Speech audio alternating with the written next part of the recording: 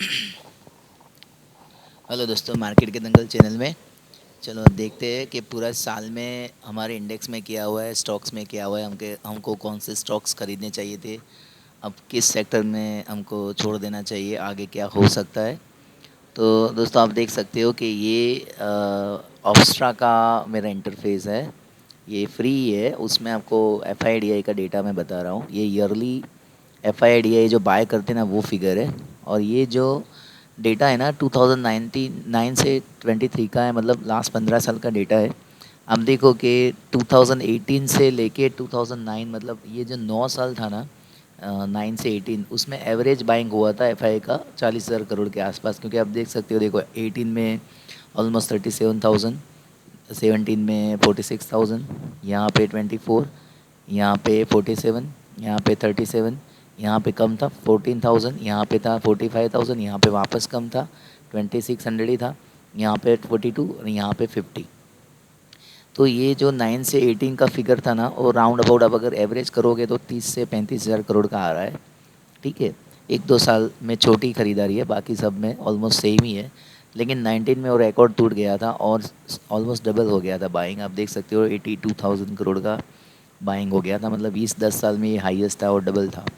और आप देख सकते हो उसके नेक्स्ट ईयर क्या हुआ, जो कोरोना आया उसमें पहले 2 महीने में ही सेलिंग हुआ था, उसके बाद मार्केट में पूरा बाइंग ही हुआ था। लेकिन फिर भी बाइंग कुल मिला के सिर्फ 27,000 करोड़ ही हुआ था। तो इससे ऑलमोस्ट वन थर्ड हुआ था। जब 19 में हमने सबसे ज़्यादा बाइंग देखा, उसके बाद उसका वन थर्ड हो गया था। और 21 22 में तो ऑलमोस्ट कुछ था ही नहीं बाइंग, क्योंकि 21 में सिर्फ 1100 करोड़ था, वो भी डीआईए का ही बाइंग था। और इसमें तो दोनों नेट सेलर थे 22 में।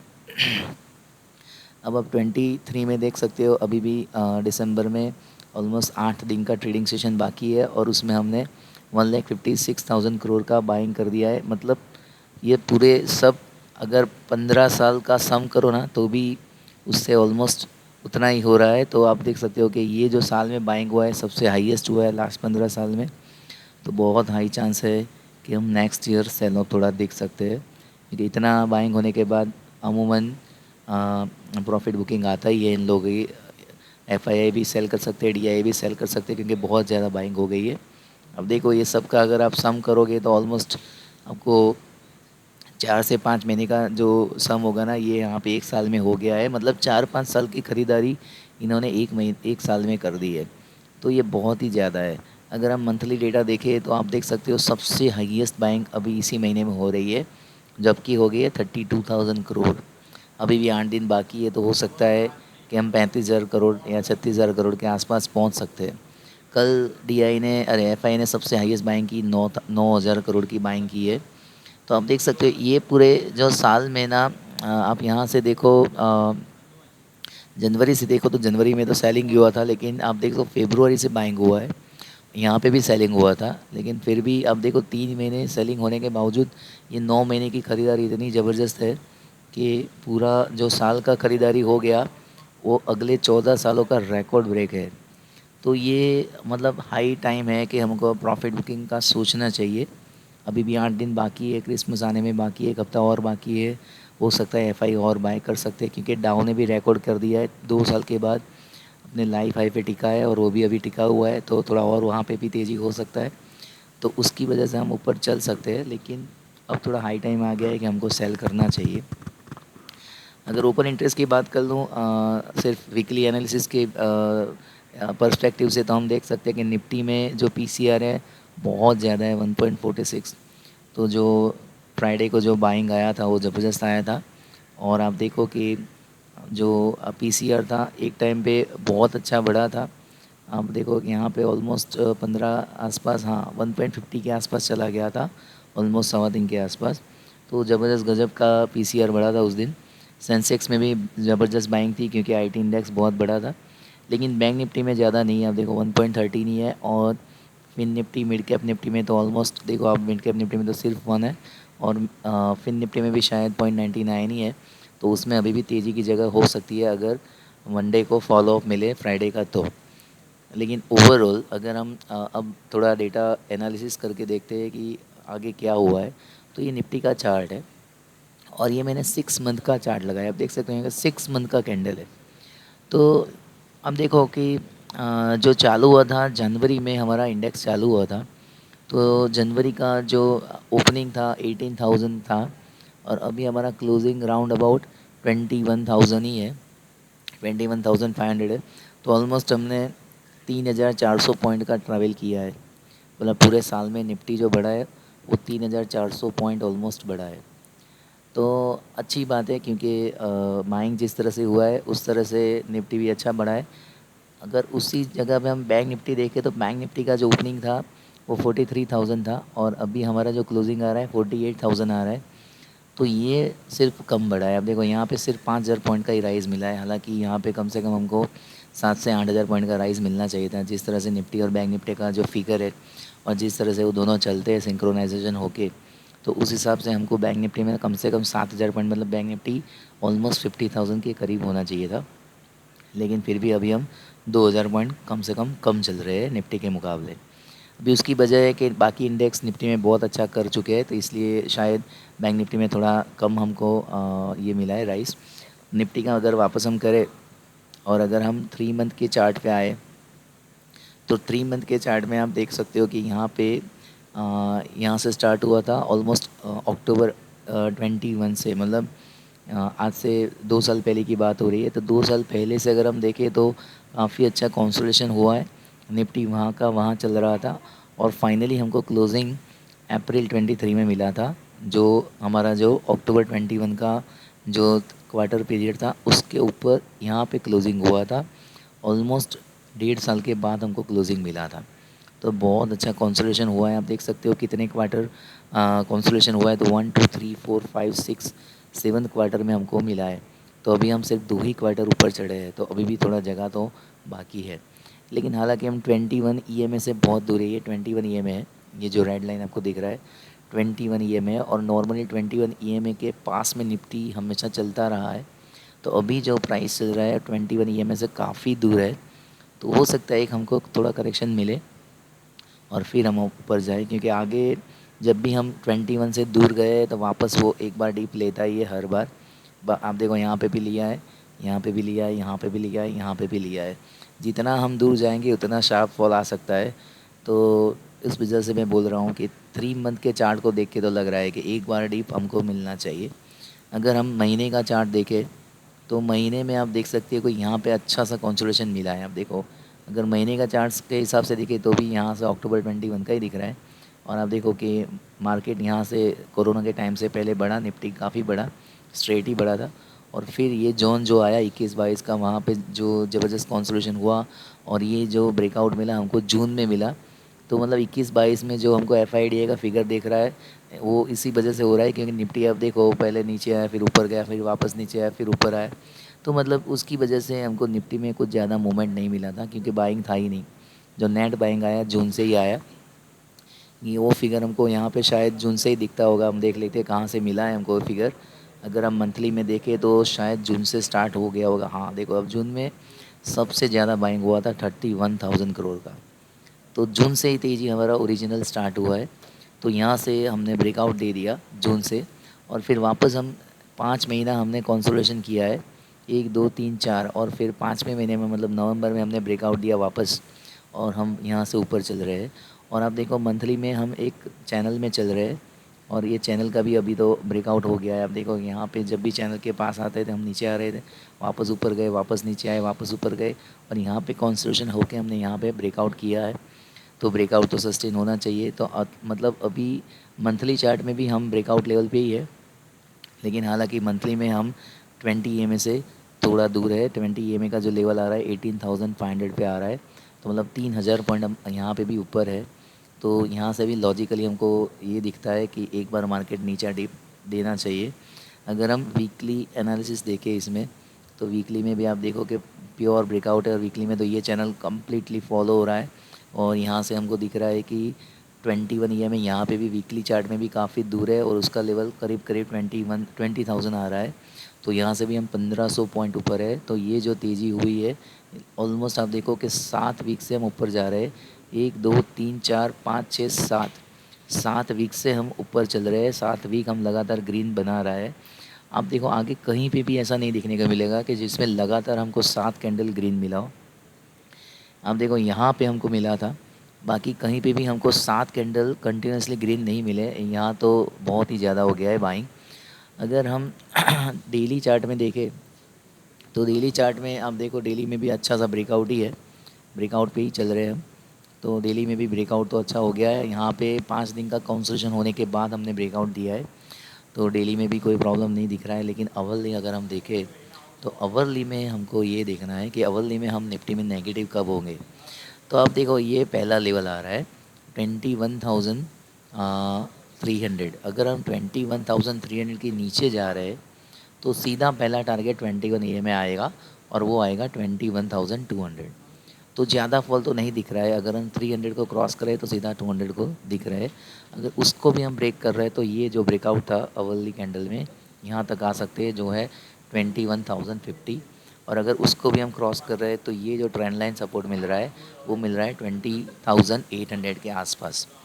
तो ये सारे लेवल मैंने निफ्टी के दे दिए, ठीक है। ये गैप भी फील हो सकता है, यहाँ पे अवली में गैप अच्छा खासा बना है। आप देख सकते हो 21,500 से यहाँ पे 21,300 के बीच में 200 पॉइंट का गैप है, वो भी नहीं भरा है। यहाँ पे भी एक गैप पेंडिंग है, ये भी नहीं भरा है। अवली कैंडल के ये गैप्स है। तो मार्केट को पुरना तो चाहिए, तो अभी मैं ज़्यादा बुलिश नहीं हूँ, ठीक है। लेकिन हमको तब तक बैरिश नहीं होना है जब तक हमको अवली कैंडल में मैंने ये जो लेवल बताया है उसके नीचे अगर हमको क्लोज ना मिले तब तक हमको बैरिश भी नहीं होना है। भले ही हम कितना ही ज़्यादा बुलिश क्यों ना हो जाए, ठीक है।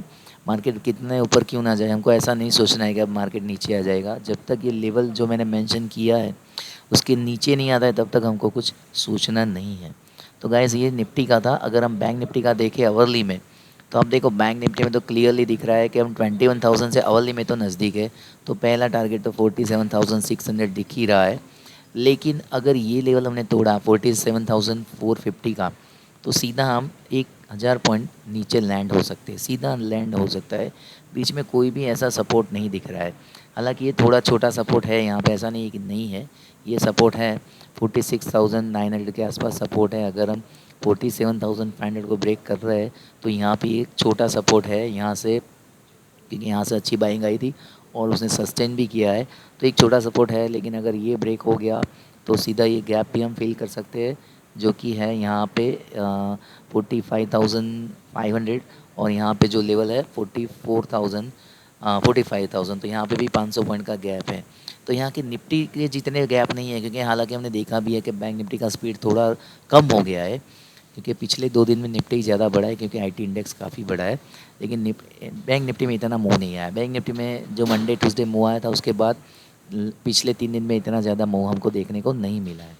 अगर बैंक निफ्टी में हम 6 मंथ का चार्ट करें तो आप देखो कि 6 मंथ का चार्ट में मैंने बोल दिया कि आप देखो कि हम ज़्यादा नहीं बढ़े, क्योंकि इसका जो ओपनिंग था इस कैंडल का 43,000 था और अभी हम क्लोजिंग है 48,000। तो यहाँ पे 5,000 पॉइंट का ही राइज होने है पूरे साल में, जो ज़्यादा नहीं बोल सकते। अगर हम मंथली एनालिसिस करें तो मंथली में आप देखो कि बैंक निफ्टी भी एक चैनल में ही चल रहा है।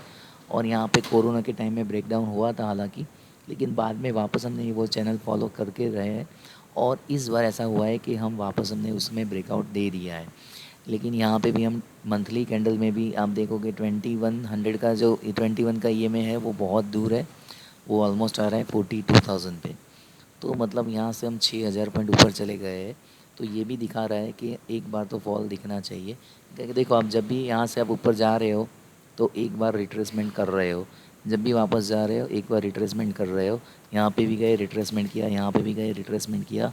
तो अब वापस हम गए हैं तो वापस हमको एक रिट्रेसमेंट देखने को मिलना चाहिए।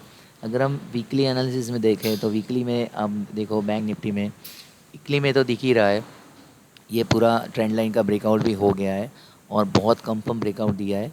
लेकिन एक भी बार रिटेस्ट नहीं हुआ है, तो वो भी रिटेस्ट तो करना चाहिए। तो मेरे हिसाब से बैंक निफ्टी निफ्टी दोनों में रिटेस्ट लेवल आना चाहिए। और अगर हम डेली चार्ट में देखें तो डेली चार्ट में आप देख सकते हो क्लियर ब्रेकआउट था यहाँ पे क्लियर ब्रेकआउट था। गैप अप करके ब्रेकआउट किया था इस दिन जब 4 दिसंबर को ब्रेकआउट हुआ था, आज से 10 दिन पहले। और फिर यहाँ से वो ऊपर सस्टेन करते जा रहा है। यहाँ पे देखो उसने कंसोलिडेट किया और फिर वापस ब्रेकआउट किया है। तो ये लेवल्स मैंने दे दिया है। तो अवरली चार्ट में मैंने लेवल्स आपको बता दिए है कि कौन से लेवल पे हम नीचे आ सकते हैं। तो हमारा फर्स्ट जो बेरिश बनने का लेवल है जो मैंने बताया है वो है 47,450। अगर उसके नीचे हमने अवरली कैंडल क्लोज किया तो सीधा हम हो सकते हैं 46,800 और फिर सीधा यहाँ पे हम ये लेवल पे आ सकते हैं 200 EMA पे भी आ सकते हैं। तो ये था बैंक निफ्टी का एनालिसिस। अभी हम आईटी का देखते हैं तो आईटी में क्या हो रहा है। अब देखो आईटी में अवली कैंडल आप देखो ज़बरदस्त बने हैं, पिछले 2 दिन में बहुत ज़बरदस्त तेज़ी हुई है। लेकिन ओवरऑल अगर हम 6 मंथ का चार्ट देखें तो यहाँ पे क्या हुआ है चलो देखते हैं। तो आप देखो अगर 6 मंथ का चार्ट हम लगाते हैं तो इसका जो ओपनिंग था वो था 28,700 के आसपास और उसका जो क्लोजिंग है अभी हमारा 35,800। तो यहाँ पे हम कम से कम 6,500 पॉइंट बढ़ चुके हैं। तो ये बहुत बढ़िया है। लेकिन आई टी इंडेक्स अभी भी अपने लाइफ हाई पे नहीं है क्योंकि जो लाइफ हाई था वो 39,000 ऑलमोस्ट 40,000 के करीब था। तो यहाँ पे हमने अभी लाइफ हाई को नहीं छुआ है। तो हो सकता है क्योंकि बाकी सब इंडेक्स टच कर दिया है अपने लाइफ हाई को, तो यहाँ तक हम जा सकते हैं। अगर ये गया तो समझ लो निफ्टी और बैंक निफ्टी को भी जाना पड़ेगा।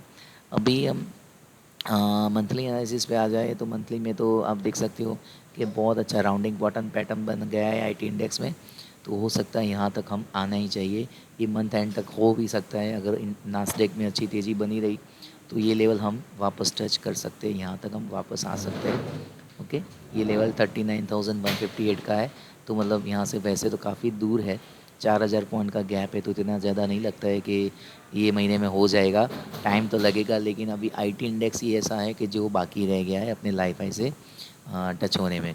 तो डेली कैंडल में अगर हम देखें तो डेली में भी आप देख सकते हो कि डेली में तो बहुत अच्छा फॉर्मेशन बना के गया है, inverse head and shoulder pattern बना के गया है और फिर उसने ब्रेकआउट दिया है। तो कंफर्म ब्रेकआउट है तो हम यहाँ से भी ऊपर जा सकते हैं। ये पहला लेवल आ जाएगा। अगर डेली कैंडल में देखते हैं तो ये हमारा पहला टारगेट हो जाएगा नज़दीक में इस मंथ तक। अगर उसको जाना है ऊपर तो ऑलमोस्ट 37,000। तो यहाँ से भी हम 1,200 पॉइंट वापस एक रैली देखने को मिल सकती है अगर यूएस में कोई लफड़ा ना हुआ तो। अगर हम निफ्टी मिड कैप में देखो तो ज़बरदस्त तेज़ी बनी हुई है। निफ्टी मिड कैप ने तो मतलब रुका ही नहीं है। अगर हम 6 मंथ का चार्ट लगाए तो ज़बरदस्त तेज़ी बनी है यहाँ पे, तो कोई बोल ही नहीं सकता। अब देखो ये मतलब 2 साल से स्टार्ट हुआ है और उसका जो ओपनिंग था 72 था, 100 था और अभी जो क्लोजिंग आ रहा है 10,300 आ रहा है। 3,000 पॉइंट बढ़ चुके हैं हम यहाँ से। ऑलमोस्ट ज़बरदस्त राइज़ है यहाँ पे। अगर हम देखें तो ऑलमोस्ट 40 से 50% का राइज़ हमको एक साल में मिल गया है। और अगर हम 3 मंथ्स का चार्ट देखें तो भी आप देख सकते हो कि पहले इसमें काफ़ी कंसोलिडेशन हुआ था। मतलब 1 2 3 4 5 क्वार्टर कंसोलिडेशन होने के बाद ये ब्रेकआउट दिया है। तो ज़बरदस्त बाइंग इसमें भी आई है। तो 5 कैंडल तो बनती ही है यहाँ पे। अगर 5 कैंडल का कंसोलिडेशन हुआ है तो 5 कैंडल तो हमारे ऊपर जाने के बनती ही है। और अगर हम डेली चार्ट में अगर इसमें आ जाए तो डेली में तो हमको तब तक नेगेटिव नहीं होना है जब तक हम कल के लो को ना, अरे ये लेवल को अगर हम ना तोड़े तब तक तो हमको नेगेटिव होना ही नहीं है। क्योंकि यहाँ पे काफ़ी अच्छा कॉन्सेंट्रेशन होने के बाद ये ऊपर गया है। भले ही कल उसने कुछ मूवमेंट नहीं दिया था वैसे, क्योंकि सिर्फ कल आईटी ही चला था। लेकिन ये लेवल मेन है, अगर ये तोड़ता है तो फिर यहाँ तक हम आ सकते हैं। क्योंकि बहुत ऑलमोस्ट एक हफ्ते का कॉन्सेंट्रेशन हुआ था यहाँ पे। तो ये लेवल होने के बाद ही हमको ये सोचना है। और मंडे को इसका एक्सपायरी भी है। और मैंने बोला है कि मिड कैप में हमको कभी भी कॉल सेल करने का नहीं सोचना है, ऑलवेज़ पुट सेल करके ही जाना है। और नॉर्मली एक्सपायरी के दिन वो ऐसा ही करते हैं, ऊपर ही रखते हैं, आपको दिखाते हैं कि एक बार नीचे का मुँह, लेकिन बाद में वो ऊपर कर देते हैं। क्योंकि बेसिकली इसका मुँह जो होता है ना इस पे, अरे सॉरी, ये जो इंडेक्स था ये वाले इंडेक्स पे इसका मुँह डिपेंड रहता है और इसमें कोई एक्सपायरी नहीं है। तो ये लोग क्या करते हैं कि इसके अंदर 100 शेयर्स का कॉम्बिनेशन है। तो अगर ये थोड़ा भी बढ़ता है तो वो वाला इमीडिएटली बढ़ जाता है। तो एक्सपायरी के दिन निफ्टी मिड कैप में तो ये गलती कभी मत करो कि कॉल सेल करने का गलती उसमें कभी नहीं करो। अगर हम रिलायंस का चार्ट देखें तो अब देखो रिलायंस का एक इंटरेस्टिंग मैंने देखा अभी। अगर हम 6 महीने का अगर हम देखते हैं इसके अंदर तो आप देखो कि रिलायंस में आ, एक ऐसा था टाइम कि आप देखो यहाँ पे अगर हम ये 6 महीने का चार्ट है, अगर आप यहाँ से देखो तो ये जो था जुलाई 8 और यहाँ पे था ऑलमोस्ट जुलाई 16। 8 साल उसने कंसोलिडेट किया था। देखो 8 साल रिलायंस का भाव बढ़ा ही नहीं था यहाँ पे। और आप देखो कि जनवरी 17 से ये बढ़ना स्टार्ट हुआ था तो यहाँ तक आप देखो 22 तक वो बढ़ता ही गया है। तो यहाँ से अगर ओपनिंग प्राइस देखें तो ऑलमोस्ट 500 का था, और यहाँ पे अगर हमने क्लोजिंग प्राइस देखे तो 2300 था। तो 1800 रुपीज़ बढ़ गया है। कितने टाइम में? यहाँ से अगर लें तो 5 साल में। हालांकि उसके पहले 8 साल उसने कुछ भी मूव ही नहीं दिया था। तो अब ये वापस कंसोलिडेशन जोन में चला गया ऐसा लग रहा है, क्योंकि काफ़ी अच्छी रिलायंस में तेज़ी बन चुकी है। तो यहाँ पे मुझे नहीं लगता है कि हाई इजीली वो ब्रेक कर पाएगा। वैसे भी मार्केट ऑल टाइम हाई पे ही चल रहा है। तो अगर मार्केट में कुछ भी क्रैक आया तो रिलायंस वापस अपने ये वाले जोन पे आ सकता है। तो रिलायंस में मुझे लग रहा है कि 2000 से 2600 जो 600 पॉइंट का रेंज है वो शायद थोड़े लंबे टाइम के लिए चलेगा। तो रिलायंस में जो लोग बाय करके बैठे हैं नीचे से, वो लोग तो होल्ड कर सकते हैं। लेकिन अभी जो लोग बाय करने की सोच रहे हैं, अभी मत करना। जब तक ये लेवल कंफर्म ना टूटे तब तक हमको इसमें बाय नहीं करना होगा। अगर एच का देखें तो एच बैंक में भी कुछ ऐसे ही माहौल है। अब देखो, एच बैंक का अगर यहाँ से देखें जनवरी 9 से, तो उसने लगातार हाई मारे हैं यहाँ तक। अगर हम ये वाले देखें तो था 21, मतलब 12 साल ज़बरदस्त चला है ये। अगर ना यहाँ से ओपनिंग देखे तो 100 रुपये का जो शेयर था, यहाँ पे उसने जो हाई मारा था 1500 का मारा था। 12 साल में ये 15 गुना हो गया था। लेकिन अब देखो ये भी कंसोलिडेशन जोन में चला गया है। मैंने देखा था एक म्यूचुअल फंड का रिपोर्ट भी आया था, उसमें भी उसने बताया था कि एच बैंक में 21 के बाद कुछ भी रिटर्न नहीं मिला है। क्योंकि अगर 21 का ये ओपनिंग प्राइस देखो तो 1440 था, और कल का क्लोजिंग देखो तो ऑलमोस्ट 1660 था। तो 3 साल में 200 रुपया बढ़ा है, तो उसमें कुछ रिटर्न नहीं बोल सकते हम। ठीक है, अगर आपने एंट्री यहाँ पे किया है तो कुछ भी रिटर्न ही नहीं है। तो 3 साल में एच बैंक ने हमको कोई भी रिटर्न नहीं दिया है। हालांकि उसके आगे 10 साल ज़बरदस्त रिटर्न दिया था। जो भी बैंक निफ्टी बढ़ा था सिर्फ इसकी वजह से ही बढ़ा था। अगर हम इंडिया विक्स का देखें, और इंडिया विक्स का अगर मैंने पहले भी एक दिन बोला था, अगर डेली चार्ट देखते हैं तो डेली चार्ट में आप देखो बहुत टाइम के बाद ये जो ग्रीन कलर का ईएमए दिख रहा है ना, वो 200 का है। अगर हम डेली चार्ट में देखें ना तो कंफर्म जो डेली 200 के ऊपर जो क्लोजिंग होना चाहिए था ना, ये यहाँ पे मिला था। देखो कोरोना के टाइम के आसपास, और 22 में भी मिला था, क्योंकि 22 में मार्केट काफ़ी वॉलेटाइल रहा था। तो तब उसका कंफर्म क्लोजिंग था। उसके बाद उसका 200 के ईएमए पे के ऊपर क्लोजिंग मिला ही नहीं है। जो यहाँ पे एक दिन मिला था लेकिन वापस वो नीचे आ गया। यहाँ पे उसने टच किया लेकिन वापस नीचे आ गया। लेकिन अब इस बार आप देख सकते हो कि ऑलमोस्ट यहाँ से देखिए, अगर हम 29 नवंबर से देखें तो ऑलमोस्ट 15-17 दिन हो गए। लेकिन वो 21 जो ई 200 ई है उसको अच्छे से होल्ड कर पा रहा है। तो ये भी हो सकता है कि हम विक्स में अब बढ़ोतरी देख सकते हैं। अगर विक्स बढ़ेगा तो डेफिनेटली मार्केट वॉलेटाइल हो जाएगा, रिस्की हो जाएगा, और मार्केट नीचे आ सकता है। क्योंकि ये सिनारियो हमको 20 में देखने को मिला था, जब विक्स ऑलमोस्ट 87 चला गया था। तो मार्केट भी ऑल टाइम हाई पे है, और विक्स ने 200 ईएमए के ऊपर सपोर्ट लेना स्टार्ट कर दिया है। अब देखो कल मार्केट इतना बढ़ने के बाद भी विक्स ग्रीन में बंद हुआ है, और वो भी अच्छा खासा बंद हुआ है, 6% के राइज के साथ बंद हुआ है। तो मतलब ये शो कर रहा है कि जो अंडर करंट है ना मार्केट में, अब वो नेगेटिव बनना स्टार्ट हो गया है। हमको बुलिश दिखाया जा रहा है, लेकिन मार्केट में ऐसी बुलिशनेस है नहीं। अगर हम जियो सी टेक्नोलॉजी करके एक वेबसाइट है, जिसमें अगर आप मीटर्स का देखो, जियो सी मीटर आता है जिसमें हमको बुल और बैर का पावर दिखाता है। तो आप देखो कल का इतना तेज़ी के होने के बाद भी आप देखोगे बुल पावर सिर्फ 33% दिखा रहा है।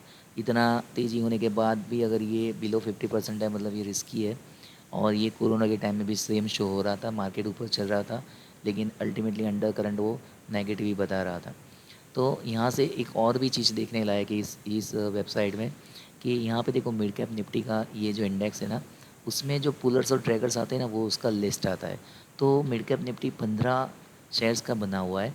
तो अब देखो ये सारे 15 शेयर है, ये Voltas, Persistent, Federal Bank, Bandhan Bank, Zee, TVS Motor, Jubilant Food, Jindal Steel, Ind Hotel, Godrej Property, Concor, Bharat Forge, Auro Pharma, Ashok Leyland and Shriram Finance. अगर हम देखो, मैं सिर्फ दो का एग्जांपल बताऊंगा।